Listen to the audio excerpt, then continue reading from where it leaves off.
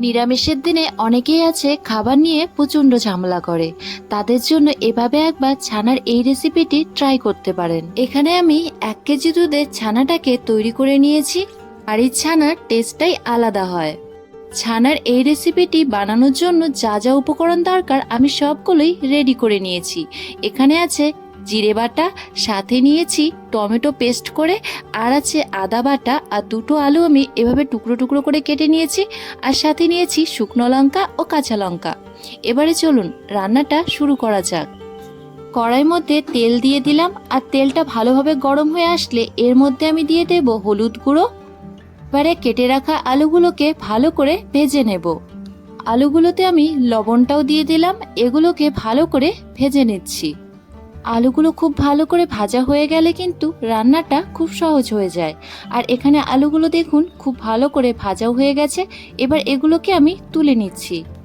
বেঁচে যাওয়া তেলের মধ্যে জিরে ও শুকনো লঙ্কা ফোড়ন দিয়ে এর মধ্যে আমি টমেটো পেস্টটা আর কুচনো টমেটোটা দিয়ে দিয়েছি।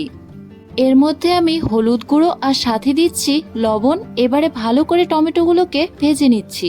টমেটোগুলো ভালো করে ভাজা হয়ে গেলে এর মধ্যে আমি বেটে রাখা জিরেটা দিয়ে দিয়েছি, সাথে দিচ্ছি বেটে রাখা আদা। এবার মশলাটাকে খুব ভালো করে কষিয়ে নিতে হবে।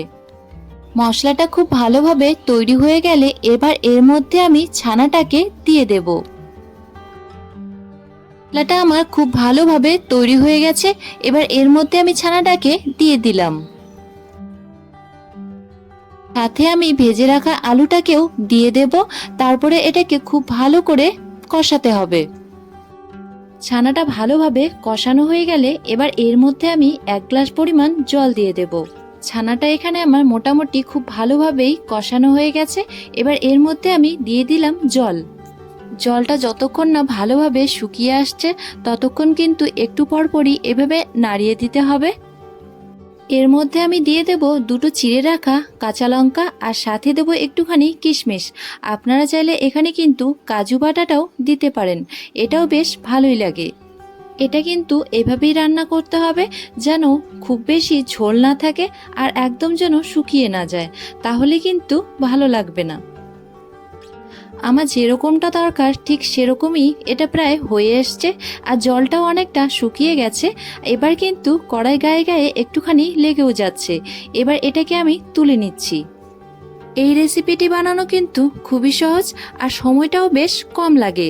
আজকের এই রেসিপিটি আপনাদের যদি ভালো লেগে থাকে তাহলে ভিডিওটি লাইক করে শেয়ার করে দেবেন। আর আমার ভিডিওতে নতুন হয়ে থাকলে আমার পেজটি ফলো করে পাশে থাকবেন। দেখা হচ্ছে নেক্সট একটি ভিডিওতে।